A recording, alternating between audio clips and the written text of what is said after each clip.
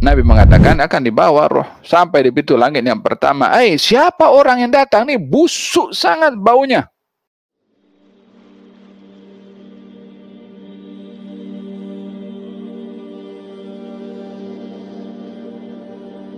Dan dengan demikian kita kena mesti sedar kalau hidup ini di dunia lahwun wala'ib, emang hiburan atau emang permainan.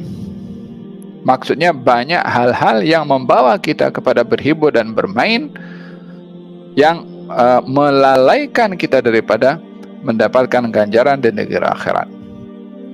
Wa inna daral akhirata, tetapi negeri akhirat lahyal hayawan, itu kehidupan yang sebenar. Jadi hidup yang sebenar bermula kita masuk dalam kubur, lepas daripada mungkar dan nakir, start kita punya kehidupan yang sebenar. Ini kehidupan petik buah. Walihada ketika ada jenazah dibawa, kemudian Nabi bersabda, mustarihun au mustarah. Kata Nabi, ini jenazah dia rehat atau orang lain rehat. Ya rehat maksudnya apa? Maksudnya dia dah rehat daripada keletihan di dunia. Dengan taklif, dengan adanya perintah, dengan adanya larangan, dengan adanya berhadapan dengan kerenah manusia, dengan macam-macam dugaan yang dihadapi. Dengan nikmat diduga dengan nikmat, diberi sehat diduga dengan sehat, diberi sakit diduga dengan sakit, diberi lapar diduga dengan lapar, diberi kenyang diduga dengan kenyang. Semua dugaan. Tapi bila masuk dalam barzakh, khalas, tak ada lagi dah. La kewajiban, wala larangan, wala tak ada apa-apa, tak ada zakat, tak ada sedekah, tak ada apa. Di barzakh hanya untuk menerima apa yang kita tanam di dunia. Jumpa dengan kawan di barzakh, jumpa dengan kawan. Tapi bergantung dengan apa kita punya amal di dunia, jenis amal tu yang akan bawa kita kepada golongan orang-orang yang berbuat dengan amal yang sama dengan kita di dunia. Kita buat baik di dunia, kita akan jumpa dengan orang-orang baik di barzakh.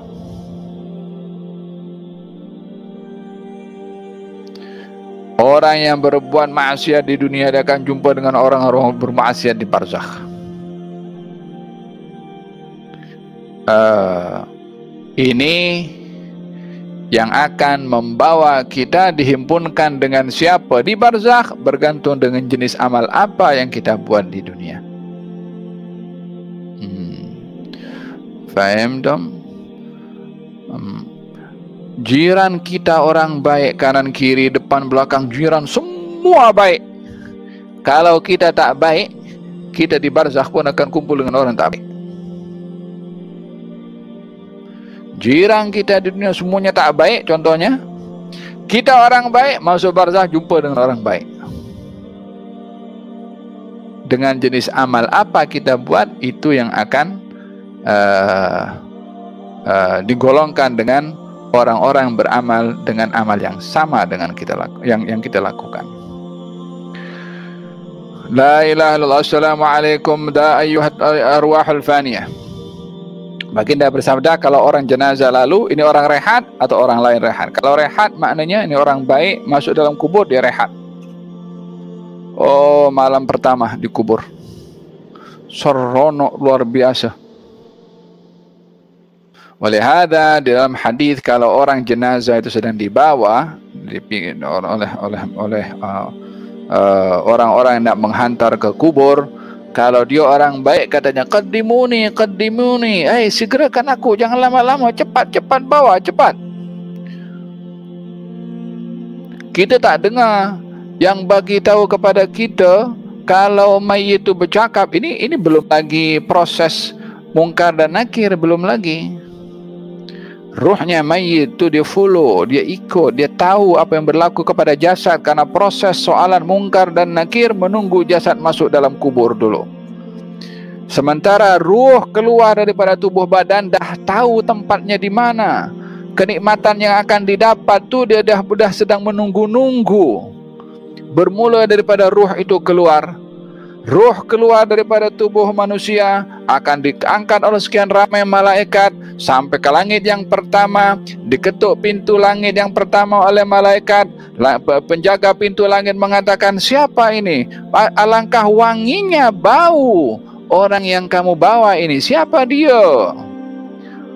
Malaikat pun belum buka pintu, namun sudah menghidu wanginya ruh orang yang meninggal dunia dalam keadaan beriman dan beramal soleh. Disambut, wahai jiwa yang tenang, selamat datang untuk menuju kepada Tuhan yang merahmati. Langit kedua lepas, langit ketiga lepas, disambut oleh penduduk langit. Ya salam, di dunia keluarganya menangis, jirannya menangis, kawannya menangis. Orang yang meninggal dunia itu dalam keadaan baik, dia punya serono, oh, engkau menangis, kita serono. Faham tom? La ilaha illallah. Turun lepas jumpa, lepas diangkat ke langit dan kembali ke dunia menunggu proses pengumuman. Masa balik ke dunia, qaddimuni, cepat segera. Apa sebabnya?